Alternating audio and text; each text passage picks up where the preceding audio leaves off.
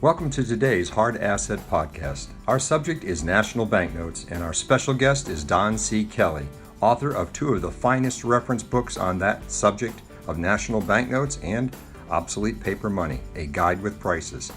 Don's book on national banknotes has been the Bible for collectors and dealers for decades, and a must-have book for anyone interested in collecting national banknotes. I've known Don for many years, and he is considered one of the most knowledgeable experts in the field. Here now, our recent podcast with friend and fellow collector dealer, Don C. Kelly. Welcome to today's Hard Assets Podcast. Our special guest today is Don C. Kelly. Don is an avid father, grandfather, husband, but he's also a former doctor of physics at Miami University and publisher of two of the most highly respected and award-winning reference books in the field of numismatics, National Banknotes and Obsolete Paper Money. And he's going to talk to us today about his two passions. Don, welcome to our program today. My pleasure.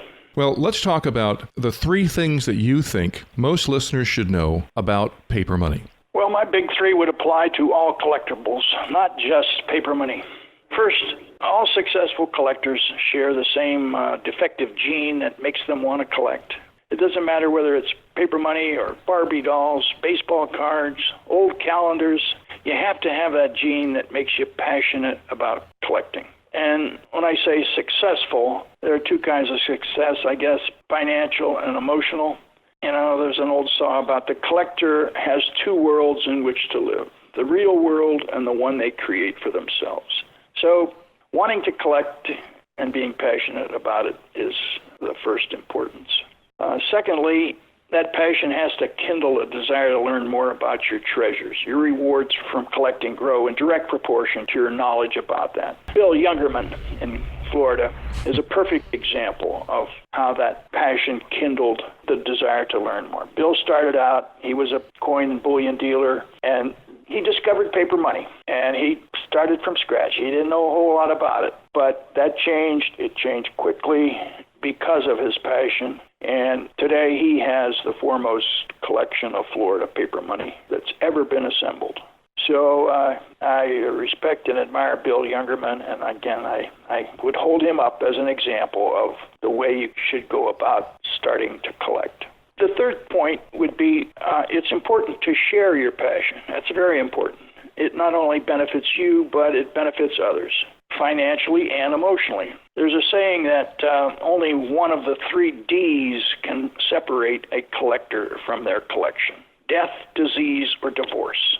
But it's got a ring to it, but it's true. There will come a time when you must move on for one of those three reasons. And that's the time you want a strong market for your treasures. It's wise to help create that future market.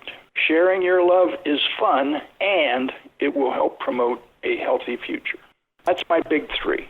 Let's talk about your own collection, because you are an avid collector yourself. You have a remarkable collection of Ohio banknotes, I understand. How did you get started, and tell us about your own collection? Well, early on, as a teenager, I collected stamps, early United States stamps and Confederate stamps. I learned a lot of history and geography. But in the early 70s, I discovered paper money. The early United States paper money was printed by the same banknote companies that printed our postage stamps.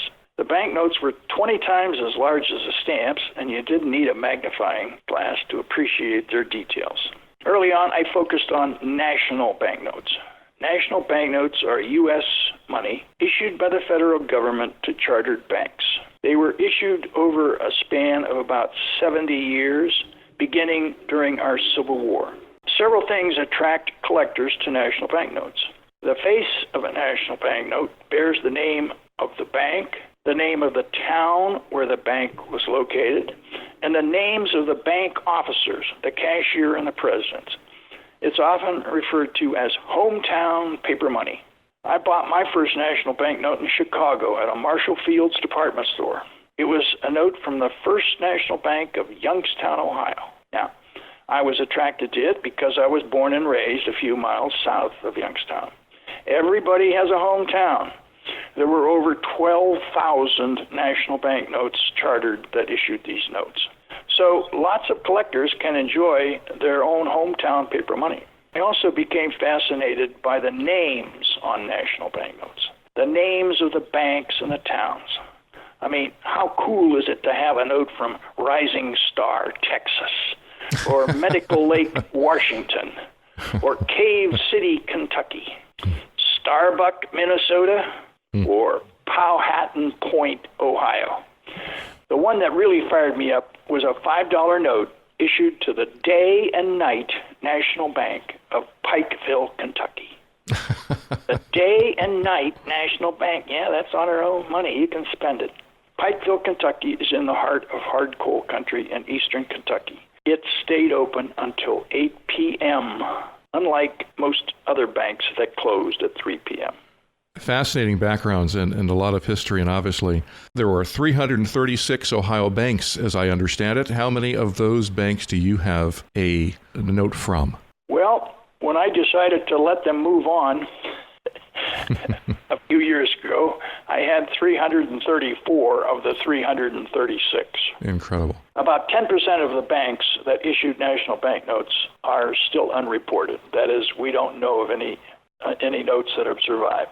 Now, that changes almost on a daily basis. Every year, there are about 10 or 12 notes that surface from banks that had been previously unknown. So those are always exciting things. It's one of the things that keep collectors fired up about collecting, the chance that they'll come across something that nobody's ever seen before. Now, you said earlier that collecting paper notes, of course, the most important thing is to collect what you like. And in fact, you had mentioned to me prior to the podcast today that it's kind of like real estate. I think the way you put it was everything in real estate is location, location, location. And for collecting, it is what?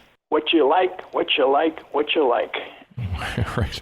If you decide you want to collect just for the investment possibilities, you're going to be disappointed. Right? The financial return will take care of itself if you concentrate on the fun and the enjoyment that you get out of it. Now let's talk about the investment potential of paper money, or the reality of the opportunity for investment with paper money. How do you see it? What are your thoughts about it? You'd mentioned something about paper money as a hedge. Well, I'm often asked by usually beginning collectors, is paper money a good investment? And my answer is that paper money is a good hedge against inflation.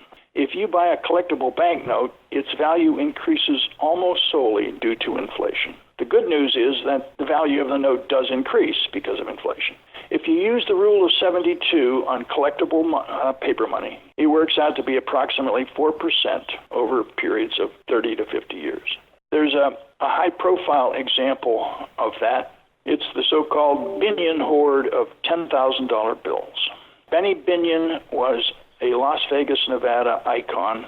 He displayed a group of 100 $10,000 bills at the entrance to his Golden Horseshoe Casino. $1 million in cash. It was a tourist attraction. Well, the 100 notes were sold and became part of the numismatic market about 30 years ago. They were sold to collectors at prices of about $30,000 initially. Today, they are in the $120,000 range, a factor of 4.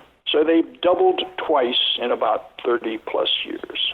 So if you use the rule of 72, that works out to be something better than 4%, but less than 5% return on investment. What is the best way to maximize potential return on investment on banknotes? The higher the quality of the note, the more liquid is the investment. You can find notes that are incredibly rare, that are unique, but most of them would be lousy investments because they're ugly and they don't have any historic significance.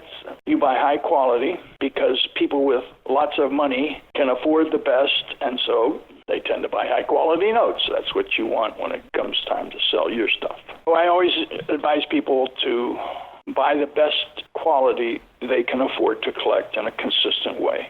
Well, thank you, Don Kelly, for your expert insights into the field of paper money. If you'd like to learn more about collecting and investing in paper money, you'll surely want to pick up a copy of Don C. Kelly's 2 excellent reference books on the subject, National Banknotes and Obsolete Paper Money. And you can find out more about Don Kelly's work and paper money services by visiting his website at www.donckelly.com.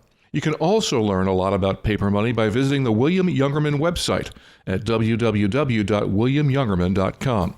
Bill Youngerman has one of the finest paper money collections in the world. His collection of Florida banknotes is considered by experts the best and most comprehensive of its kind anywhere. And you can see the collection at his virtual museum, hometowncurrency.org.